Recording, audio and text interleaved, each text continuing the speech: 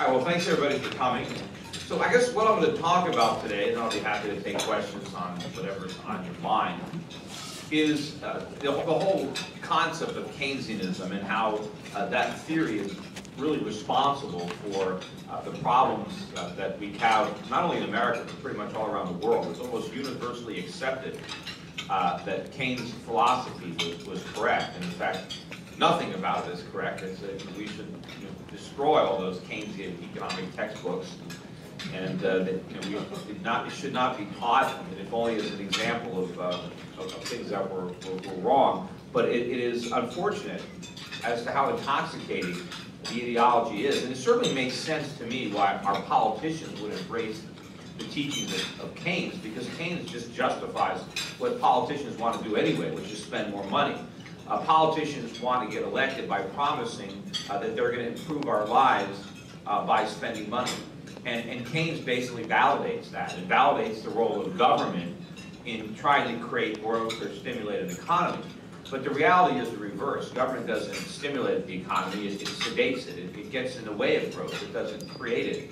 But Keynesianism makes good politics. It's like the equivalent of a fad diet where there's no exercise required. You just take a pill or rub some ointment on and magically the pounds go away. People want to accept that kind of pain-free, simplistic solution to a problem. If a politician promises to make everything better through spending money, cutting taxes, and running big deficits, I mean, that's a lot more palatable to the electorate than telling the truth. And letting people know that there's not going to be any gain without any pain. And if you want to lose weight, these gimmicks aren't going to work. It's going to require a lot of diet. It's going to require exercise. People don't want to hear that. They want a simpler solution. But unfortunately, it doesn't work, and it's produced the crisis that we're in. So let's take a step back for the U.S. and figure out how we got into the depression that we're now in. And I believe we are in a depression. It's going to last for a long time. And the depression isn't here because of some failure of capitalism. If we had capitalism in America, there would be no depression. The reason that the depression is here and is going to stay here is because the government is in the way. The government is refusing to allow market forces to correct the problems in the U.S. economy that are the result of Keynesian monetary and fiscal stimulus. And because the government is going to keep repeating those mistakes, this depression is going to drag on and on and on, and it's going to keep getting worse. Because all of the policies that the government is using to stimulate the economy are stimulating the problems in the economy, and they're preventing those problems from being solved. See, in America, our problem is we borrow too much and we spend too much and we don't produce enough, we don't save enough. So you have these structural imbalances where we have this economy that really cannot function unless the world subsidizes it. The world has to supply us with the money to spend and the goods to buy. And all we can do is borrow indefinitely without any hope of ever paying anybody back. And so we have this phony economy that's upside down, that instead of being based on underconsumption, savings, investment, and production, is based on debt, and debt to finance consumption, whether it's from the government or from individuals. And that is non-productive debt, and it's debt that can never be repaid because we are not accumulating productive capacity with that debt. We're simply blowing it on imported goods, and then after we finish spending, we have to borrow more, but there's no way to pay it back. But if you want to go back and see how the government created this crisis, you can go back to the 1990s. Of course, you can actually go back further than that, but this has only got an hour. But in the 1990s, we had a stock market bubble. And why we had that bubble, I think it was the result of continued policies by the Greenspan Fed to stimulate the economy through cheap money. Every time there was a problem anywhere in the world, whether it was long-term capital management, the bankruptcy of Orange County, the Russia default, Asian contagion, Y2K, I mean, there was a number of different events you can remember from the 1990s. And every single time there was Alan Greenspan with more money, printing more money.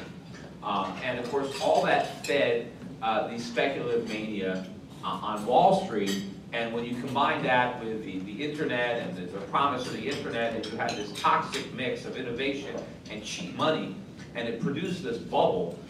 And you had Alan Greenspan and the idea there was this Greenspan put. Everybody believed that Greenspan had their back, that the Fed would not let the market come down, that if anything went wrong. So there was the moral hazard, which resulted in a lot of crazy risk-taking that, absent that Greenspan put and absent all that cheap money, wouldn't have happened, because people would have been more concerned about losses had they been more fearful of losses. But under the influence of all that cheap money and Alan Greenspan's assurances, that fear went out the window and greed ran rampant on Wall Street. And we did a lot of very stupid things as a society in America in the 1990s. Now, Greenspan eventually took the punch bowl away. He raised interest rates, and the NASDAQ bubble burst. And that was kind of like a sobering moment where the stimulus high wears off, and you realize what an idiot you were. I mean, that's what happens when you get drunk. You drink alcohol, and you can do a lot of stupid things. And the following morning, how can I have done that? Well, you were drunk, and then you sobered up. And so we did a lot of stupid things. We funded a lot of crazy internet companies that had no chance of ever making any money. Yet these companies were, brought public. They rented office space, they hired workers, they bought all kinds of equipment. Of course, none of it they could afford. And when we sobered up with all the, when the Fed, took away the cheap money, we realized we made all these mistakes. And then the bubble burst and the recession began, which is the healing process. The recession is where we acknowledge the mistakes and then try to atone for them, try to correct them. So these dot-com companies go bankrupt. Their labor and capital are now released and to be reallocated in a more efficient, more productive manner. But during that process, where asset prices are coming down and people are losing their jobs, that's a recession. And when George Bush inherited that recession from Bill Clinton, rather than laying the blame for the bust on Clinton, he simply tried to deal with the recession itself and tried to make it as shallow as possible. His whole goal was to fight the recession, even though the recession was the necessary cure for the problems that were in the economy. So instead of allowing this recession to do its work, what did we do? We said we need stimulus. We need to stop the recession. The stock market bubble has burst. People aren't spending now because their stock market wealth has evaporated. What are we going to do? How can we get people to spend more money? Even though they don't have it, what can we do to stop this recession? And they slashed interest rates down to 1%, which was really the lowest the Fed had ever brought them. We also had tax cuts, so we had both a fiscal stimulus by running a deficit and a monetary stimulus, and the result was the housing bubble. And this was not something that wasn't predictable. I started really writing about the housing bubble in 2004. I was worried about it in 2002 and 2003 when I saw what the Fed was doing. But it wasn't until 2004 that I realized that the enormity of the problem and the consequences when the bubble burst. And I started writing a lot of articles. I mean, you can go read them on my website at europac.net. But they're literally probably 20 or 30 articles that I wrote over a course of 2 or 3 years, really outlining the problems in the housing market, exactly how it was being inflated, all the factors that were behind it, and more importantly, that when that bubble burst, the severity of the drop in housing prices and what it was going to mean to our financial institutions, to our banks, to Freddie and Fannie. I pretty much laid out everything that was going to happen. Now, I didn't know for sure that the government was going to bail everybody out. I thought that was a potential. But I didn't know for sure. We could have done the right thing and not bailed people out, and it would have been an even bigger collapse than the one that we had. But I outlined what was going to happen as a result of this housing bubble. But in any event, and also if you want to watch a really good presentation, because we're not going to go over it all here, but if you go on the internet and you look at Peter Schiff Mortgage Bankers, you can look at an hour presentation I gave on the real estate market to 3,000 mortgage bankers in 2006. And basically I told them everything that was about to happen. Very few people believed me, but it's all there. And if you actually watch that, I have yet to see a better explanation of what happened, even by people who were doing it after the fact, than the one I did before the fact. And I gave that presentation in 2005 as well, so a year earlier. But anyway, so it was Keynesian stimulus monetary and fiscal, that caused the housing bubble. And again, the two biggest factors were the cheap money. By driving interest rates down to 1%, they brought mortgage rates down. And it was low mortgage rates that enabled people to pay more and more for houses, because people are buying houses based on the monthly payment. They don't really care about the price of the house. It's how much they're spending per month. And by bringing interest rates down, they were able to spend less. And of course, since nobody really believed that rates would stay down forever, right? The cheapest rates were these adjustable rate mortgages, because the adjustable rate mortgages were based on where Alan Greenspan had short-term rates. So you could get, even when fixed rate mortgages were 6%, you could get an adjustable rate mortgage at 2 or 3%.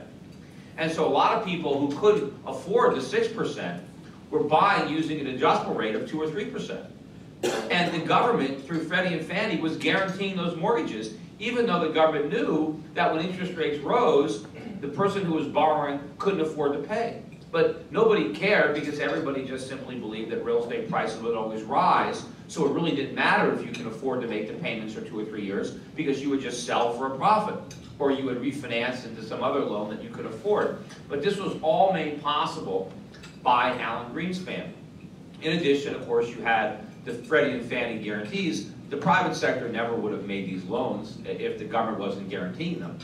So that was a huge problem. And of course, the loans that the government didn't guarantee, which were the subprime loans, Freddie and Fannie was the single biggest buyer in the market. And so Freddie and Fannie was creating demand for the products that Wall Street was securitizing. And of course, the real demand also was coming from institutions all around the world who had huge dollars to recirculate from enormous trade deficits that were a direct consequence of the Fed's cheap money policy. So we were exporting all these dollars. Our trade deficit went to record highs during that period. I think we were having monthly deficits of over $70 billion. So we were flooding the world with our money. Alan Greenspan had interest rates at 1%. So our creditors were looking for a way to recycle those trade surpluses. After all, we didn't produce much. So they were looking for things to buy, and Wall Street created these mortgage products that, of course, the rating agencies put high ratings on, and so our creditors were gobbling them up. But all the demand was coming from all the money that we were flooding the world based on cheap credit. And at the time,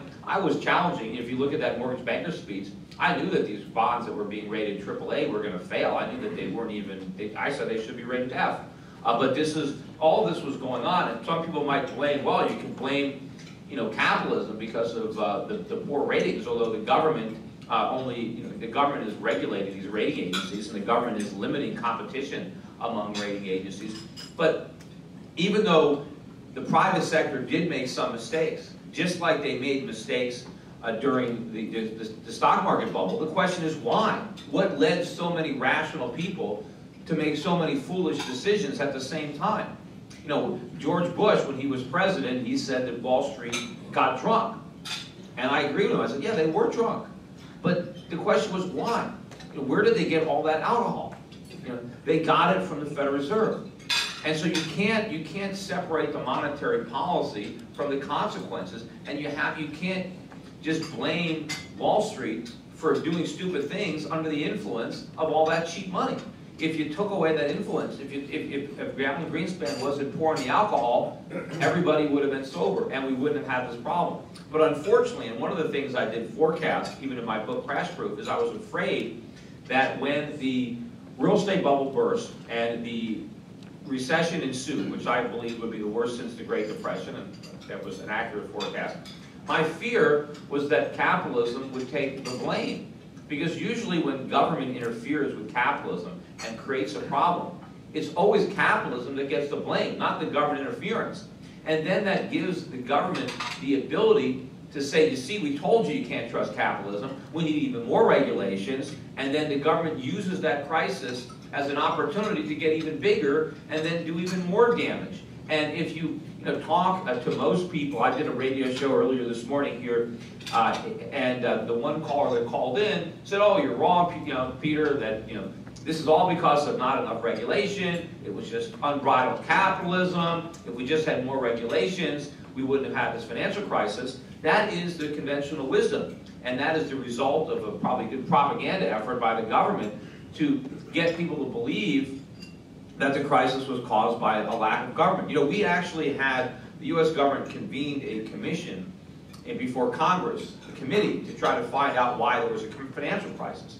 And I remember thinking, gee, you know, since I wrote a book predicting the financial crisis, since I've been going on television for 2 or 3 years warning about the financial crisis, this is a perfect committee for me to testify in front of, because after all, I predicted it, so if you want to know why there's a financial crisis, just ask me, and I'll tell you. In fact, you don't even have to ask me, you can spend $19 and buy my book. You know, it would have been a lot cheaper than this $1 million commission that they convened. But out of, I don't know how many witnesses, they had 100 or 200 witnesses. They would not, they didn't testify, they didn't permit me to testify. In fact, not a single witness who testified predicted the crisis. And in fact, every witness who testified came to the same conclusion. It was the fault of capitalism and we need more government. And so it was, you know, they had a determined, preconceived conclusion that they just wanted to support by bringing in witnesses that would help them arrive at that predetermined conclusion. They didn't want to hear an honest assessment of why there was a financial crisis. They simply wanted to use the financial crisis as an excuse to pass Dodd-Frank and to grow the size of government. But the problem is the Federal Reserve is still there. And in fact, it's doing more damage now than ever. Fannie and Freddie are still there, as is the FHA, guaranteeing more mortgages than ever, and on, you know, on shakier terms than ever. So all the things that the government did to distort the housing market and to distort the free market, they're still doing it.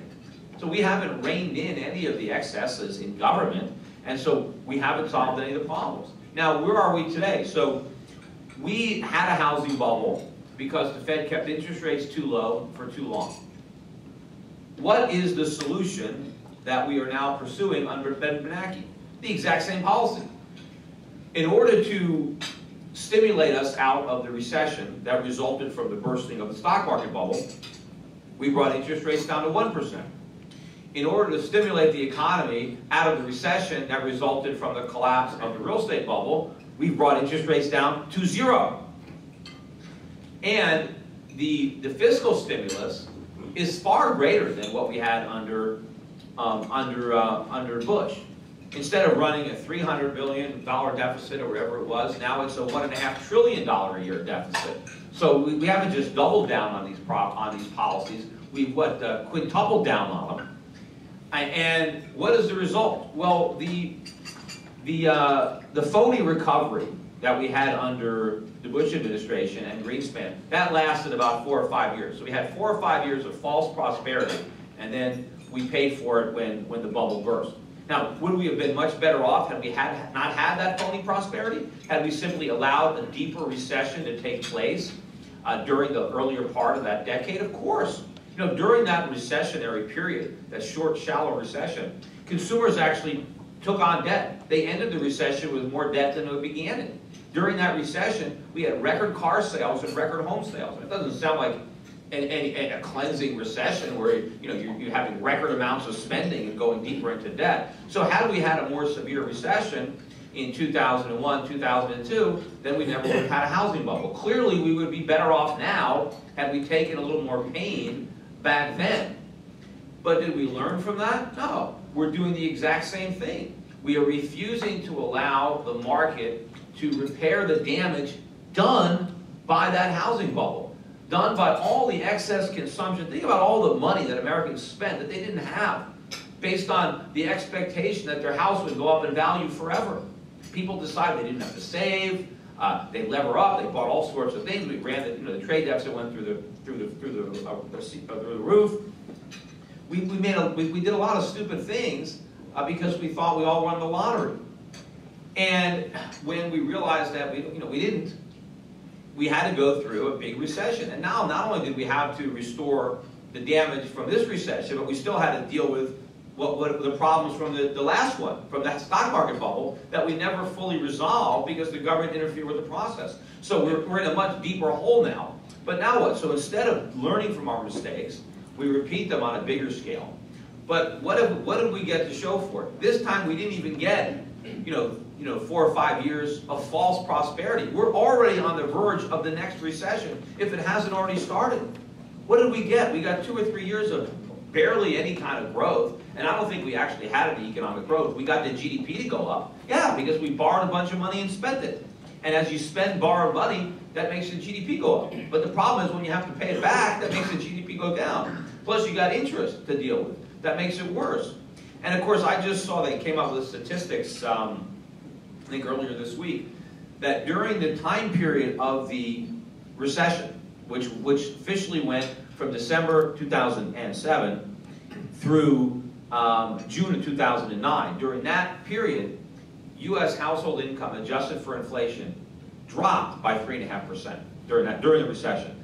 And of course, it actually dropped more than that because the government's measures of inflation are inaccurate. I think inflation is a lot higher than the official estimates reveal. But even if you use the government's numbers, household income dropped by 3.5% during the recession. During the recovery, which started supposedly in June of 2009 up until today, household income has dropped 7.5%. In additional. So how is it that American families are doing worse in the recovery than they did during the recession? Maybe it's because we don't even have a recovery. The whole thing is phony. I think that we've had so much government stimulus that doesn't work anymore. That we've built up a tolerance. And all we're going to get is an overdose now. We're not going to get the high that we used to get. Yes, it worked for a while. It worked in the 90s because we built up a stock market bubble. We had a lot of phony wealth in the stock market we can all spend. And then it worked in the housing bubble, but it ain't working now because we're not getting another housing bubble. We're not getting another stock market bubble. So we're not getting all this phony wealth that we can spend. What are we getting for all this stimulus? More government. That is the new bubble. It's in government. All the cheap money of the 90s went into the stock market. In the 2000s, it went into the real estate market. Where's it going now? It's going into more and bigger government. The size of the government has exploded. I mean, the government is spending almost $4 trillion a year.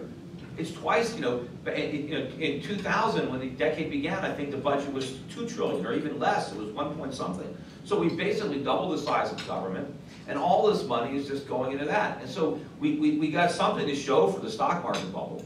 We got something to show for the real estate bubble. We're going to get nothing to show for the government bubble. Although one of the funny things about some of the Keynesians, and even Alan Greenspan is signing on to this, is that people are actually saying that the way we solve the problem in the housing market is for the government to buy up all the houses and destroy them. and if we did that, we would really have nothing to show for the housing bubble. Because for all the problems of the housing bubble, at least we got the houses. Yeah, it would have been better off if we did something else, because we built houses we really didn't need. But now that they're there, I mean, destroying them would mean we got nothing to show for the housing bubble. I mean, yes, now that they're there, we can live in them. That's one problem we don't have now in America is housing. We got plenty of houses. We got other problems. But if we destroy those houses, then housing will become a problem too. The whole idea is, well, we need to destroy houses so that the prices won't go down. Well, what's wrong with housing prices coming down? That means housing is more affordable for people. If we had cheaper housing, that's a good thing. And if destroying some houses is a good idea, then why don't we destroy them all? Well, gee, that would really be an economic boom then, right? We'd have no place to live. We'd really have to start working hard to replace those houses. The whole thing is nonsense. But this is the Keynesian mentality. And what is really behind, again, all this effort is we got to get people spending. People have to spend. No, they don't. Americans aren't spending because they're broke. And some Keynesians will acknowledge, yes, Americans are too broke to spend, so the government should do it. But where's the government going to get the money? If the people are broke, the government is broke. Because the government's not going to get the money from, outer space. It's got to get it from American citizens. Now, it can temporarily borrow it from the rest of the world, but ultimately it's the American citizens that have to pay those debts off. And if Americans are broke, how can we pay the debts? How can we go deeper into debt if we already can't pay the debts that we have? The truth of the matter is we're in trouble because we borrowed and spent too much money. Borrowing and spending more is not the way out. It's the opposite. We have to stop spending. Not just individuals, but the government. Everybody has to stop spending because that's the only way we can start saving. You can't spend and save simultaneously. And what happens if we save? Well, if we save and Americans put money in the bank, now there's money available for businesses. Businesses can use that money to buy equipment, to make investments, to hire people, to produce things. That's what we have to do. We have to save and produce our way out of this crisis. We can't get out of the hole by digging it deeper, but it's never going to happen because everything the U.S. government is doing is preventing that from happening. The minute anybody tries to save, it's a national crisis. We have to do something about it. We need a stimulus. We can't have anybody saving. We need spending. And it's the whole idea is that economies are driven by spending, but that is putting the cart before the horse. It's production that makes spending possible. You don't have any demand unless you have supply. I mean, in a sense, there's demand and that you have desire, which is infinite. I mean, the government never has to stimulate demand. I mean, everybody wants everything. What stops people from buying is they can't afford it. Right? I have a 9-year-old son. I mean, he wants everything he sees. I don't have to stimulate it. I have to let him know you can't have everything you want. But what you need is production. And the government can't create production by printing money. You know, all it does is printing money is drive up the price of what's already been produced. So we have to recognize the cause of these problems, and if we don't, we're never going to solve them. And I know that we can't solve our economic problems in America until interest rates go up. If you understand that the problem is we don't save enough and we borrow too much, what is behind all that? It's interest rates. Because interest rates are being set by government. They're not being set by the free market. The Federal Reserve says, here's where interest rates are. And right now they say interest rates should be 0. Well, obviously they shouldn't be that low. But clearly, if they're 0, nobody is going to save. And people are going to borrow. But the thing is, all this cheap money that's available, it's not available to small businesses. They can't sell bonds. They can't borrow at the discount window. The cheap money is benefiting Wall Street that can speculate with it. It's benefiting the government or major corporations that can refinance debt through the bond market. But that isn't generating wealth. It's not creating jobs. The companies that need credit can't get it because it's not there. Or the government is guaranteeing student loans or they're guaranteeing mortgage debt. We need legitimate savings. So it goes to the hands of the entrepreneur, not the speculator, not the financier. And where is all that savings coming from? It's just being created out of thin air. So it's not real. It's simply, the government is debasing the money. They're robbing the purchasing power from Main Street and redirecting it through the banks and through Wall Street. And that's why you see here in America now we've got these protests, Occupy Wall Street. People are furious at what's happening. But again, they're blaming the wrong people. They're blaming capitalism for a problem created by government. They're occupying Wall Street when they should be occupying Washington. They should be protesting the Fed. They should be protesting Congress, the President, the Supreme Court. These are the institutions that are failing America, not corporations or Wall Street. I mean, I don't blame any Wall Street bank for taking a bailout. I would have taken it. I blame the government for giving it to them. The government should have let all the banks that bet wrong fail. They should have let the people that loaned them the money lose their money. They should have allowed the creditors to lose money. But the government didn't do that. That's not capitalism. And when you see these protesters protesting the bailouts and protesting capitalism, that's not capitalism. Capitalism would have let them fail. They're protesting the opposite of capitalism. What they really want, whether they know it or not, is they want capitalism. They're arguing in favor of capitalism and against what our country has become. Crony capitalism, fascism, socialism, corporatism, however you want to label it. But the one way I know you can't label it is capitalism, because that's what it's not.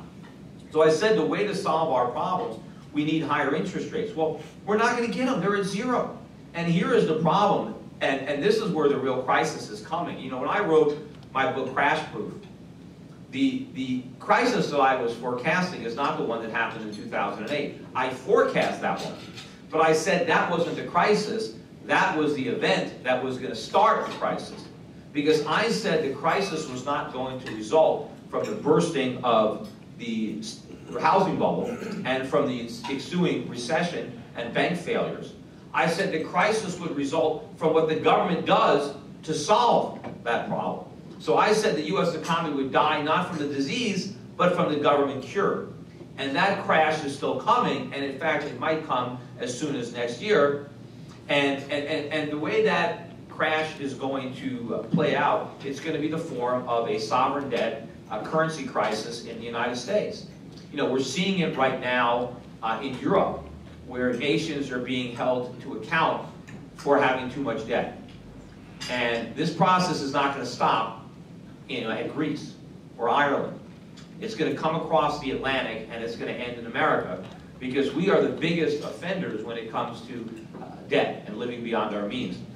And we're not going to escape this without having to deal with a day of reckoning. And if you remember, when the mortgage crisis first began, and it was the subprime market where you first saw the cracks and you saw the problems, just about everybody, you know, in Wall Street, in Washington, I remember Henry Paulson, Ben Bernanke, all the big people were saying not to worry, subprime is contained, it's just this small little segment of the market, the housing market is fine, don't worry about it. Now, I, of course, was on television at the same time saying that's not true. This is just the beginning. It's the tip of an iceberg. It's not a subprime problem. It is a mortgage problem. Yes, you're seeing it in the subprime first, but just wait a little while and you'll see that the sickness permeates the entire mortgage market. And this is a major, major problem. It's going to be huge. Of course, I was right about that. It's the same situation with sovereign debt. All the experts that said don't worry about the mortgages, they're also saying, hey, don't worry about the sovereign issues. It's not going to come to America. I mean, it's just these subprime, these big countries. But America is immune. We don't have to worry because we've got a printing press. As if somehow having a printing press is going to be comfort to our creditors when we actually use it to pay off our liabilities. Yes, we don't have the default in a technical sense of the word. We can give everybody back their dollars, but when they can't buy very much or anything with those dollars, it's going to be little comfort that we paid. But I think that we are working our way up the food chain, and we're going to deal with the sovereign debt issue. I think right now, the fact that Europe is dealing with their problems first is buying us some time. You know, unfortunately, we're not using that time wisely. In fact, it's just extra rope that we're using to hang ourselves, because since we are benefiting from Europe's problems in that it is keeping treasuries low and the dollar higher, it is simply enabling the U.S. government to postpone making necessary cuts in spending because it can borrow the money instead. And it can only do it because rates are low, which really gets to the heart of the problem, in that America itself as a nation is making the exact same mistake that the subprime buyers made in the real estate market. We are borrowing money because it's cheap, and we're borrowing short. We are not selling a lot of 30-year treasuries or even 10-year treasuries.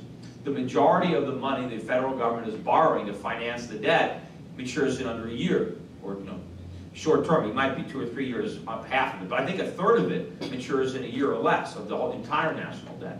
So in other words, we have an adjustable rate mortgage on the national debt, and interest rates are at historic lows. What happens when interest rates rise? Well, we're in the same predicament as the mortgage borrower. We can't afford those higher rates. Not legitimately. We can't raise taxes to cover it. All we can do is just print even more money. And that's what I think we're going to do. But that is what precipitates a crisis. And I think it's going to play out like this. You're going to start to see a drop in the dollar. A dollar index is going to crack through record lows. It's going to start to put upward pressure on interest rates. But it's definitely going to put upward pressure on consumer prices. And you're going to see consumer prices, which are right now, year on year, the government is acknowledging a 3.8% inflation rate, which again, it's much higher than that. But pretty soon the government is going to have to start acknowledging inflation rates north of 5%. And then what is the Fed going to do about it? Is the Fed going to continue to pretend that there's no inflation? It might be able to do that for a little while, but then it loses any credibility that it has left. Well, I don't know why it still has any.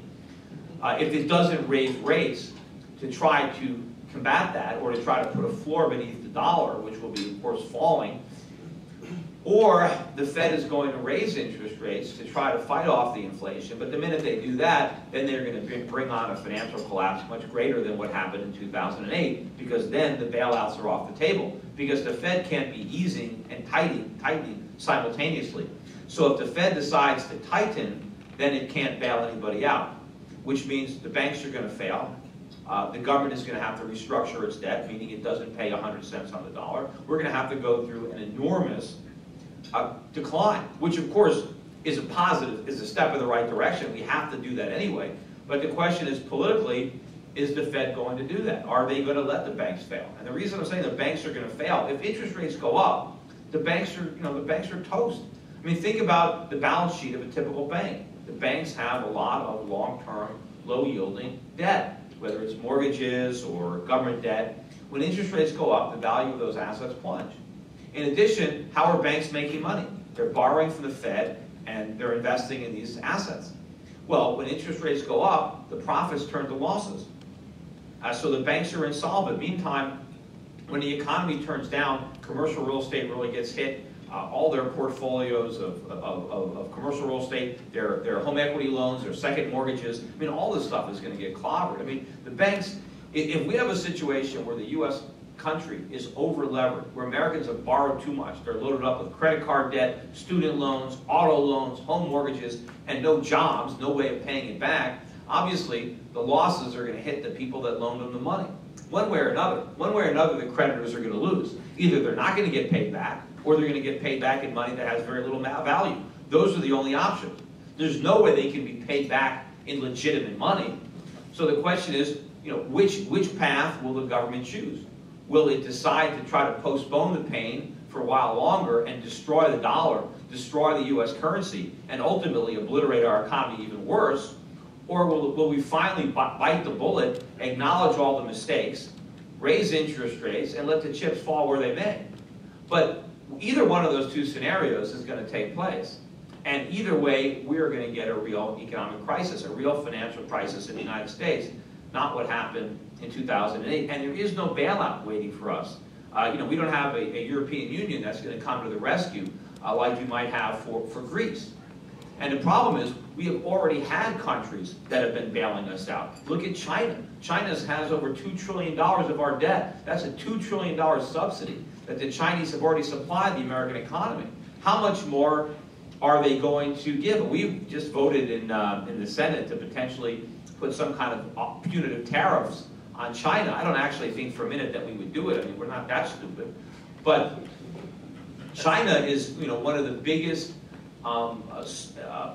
They're bearing the lion's share of the burden of propping up the U.S. economy because they're supplying us with all this cheap money, and they're supplying us with the merchandise. I mean, imagine where America would be if China wasn't there. Imagine how much higher prices would be for American consumers. Imagine how much higher interest rates would be for American debtors and for the government. So we need China. Of course, China doesn't need us, and the danger is that they figure that out. That they figure out that if they just let the dollar collapse, then they won't need our export market because their own citizens will be rich enough to buy their own products. Because when the RMB goes up, that creates purchasing power in China. And the Chinese are going to be better off if they can consume their goods rather than